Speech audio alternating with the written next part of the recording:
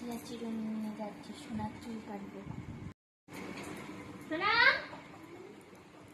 চুল কাটবো। কেন? চুলের আগাটা ফেটে গেছে না? পুজোর সময় সবাই চুল কাটছে, আমি কেটেছি। চুলের আগাটা ফেটে গেছে, লম্বা হবে না বাবা।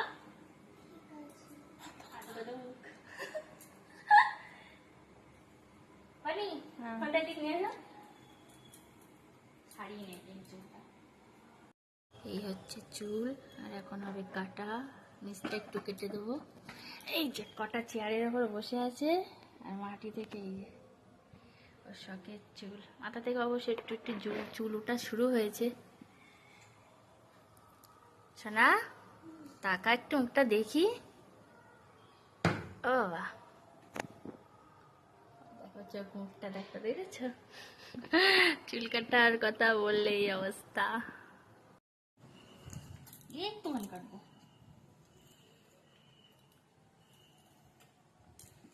এমনিতেই কুকড়া চুল, তার মধ্যে জানলাটা যা যাওয়া, এই যে আগের বার কেটেছিলাম, এইখানে প্রচুর করে দেখো দেখো চাকাগুলো কেমন ফেটে ফেটে গেছে।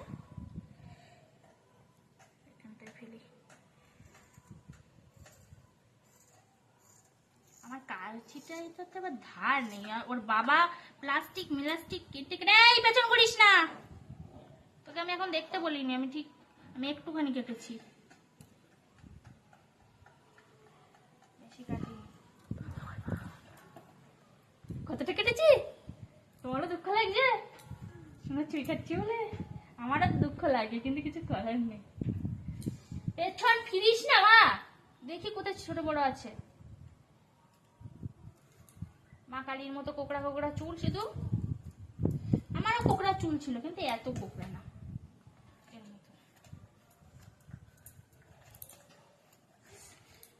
দেখি কোনটা বড়। বাবা রে, পা লেগে যাচ্ছে আমার। বাবা মাথা নাড়াবি না, সোজা করে রাখ, সোজা করে রাখ। 3 তলার উপরে উঠে বসে রয়েছে তার মধ্যে। এ দেখো ছোট বড় লাগছে তো, দেখো লাগছে কে? এবার নিচে নাম তো, মাথা ওরম করবি না, হ্যাঁ এরকম সোজা করে রাখ। দেখো লাগছে ছোট বড় না? ঠিক আছে, বুঝছে?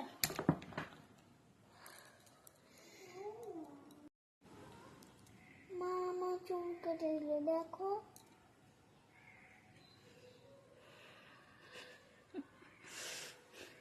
একটুখানি কেটেছি বাবা, ফেটে গেছে যেটা।